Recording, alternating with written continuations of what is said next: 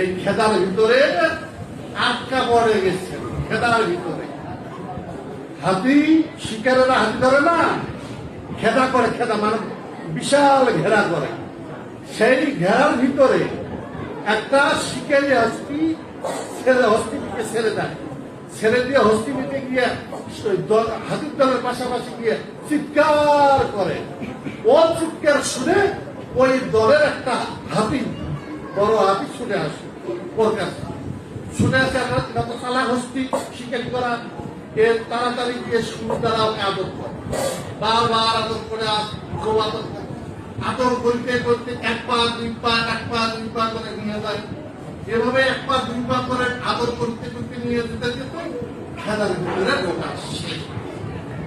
খেলার ভিতরে যে কখন ঢুকে পড়লো নিজে বলতে পারল না।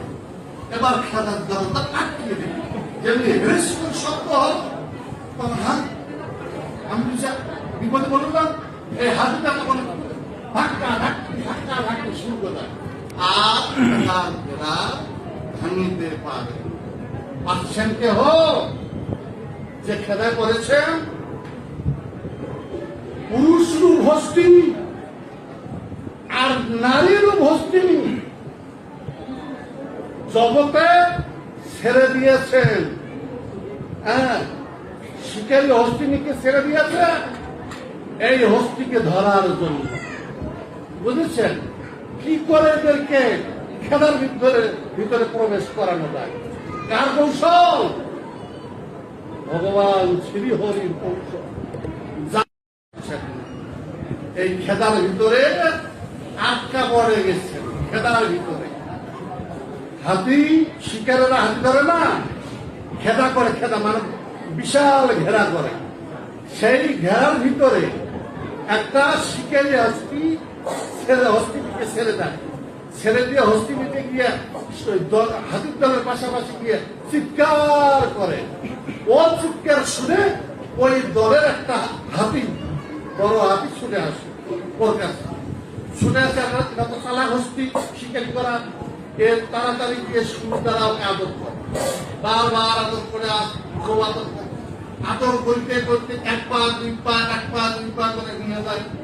এভাবে এক পা দুই পা করে আদর করতে করতে নিয়ে যেতে যেতে খেলার ভিতরে ঢোকা শেষ। খেলার ভিতরে যে কখন ঢুকে পড়লো নিজে বলতে পারল না। এবার খেলার দরজা আটকে দিল, যেমনি হেসপুর শব্দ হল, হ্যাঁ আমি বিপদে বললাম, এই হাতিটা তখন ধাক্কা ধাক্কি শুরু করে আর ভাঙিতে পারে। পাচ্ছেন কেহ যে খেদা করেছেন পুরুষ রূপ হস্তিনী আর নারী রূপ হস্তিনী জগতে ছেড়ে দিয়েছেন। হ্যাঁ, শিকারী হস্তিনীকে ছেড়ে দিয়েছে এই হস্তিকে ধরার জন্য। বুঝেছেন কি করে এদেরকে খেলার ভিতরে প্রবেশ করানো যায়? কার কৌশল? ভগবান শ্রী হরির কৌশল।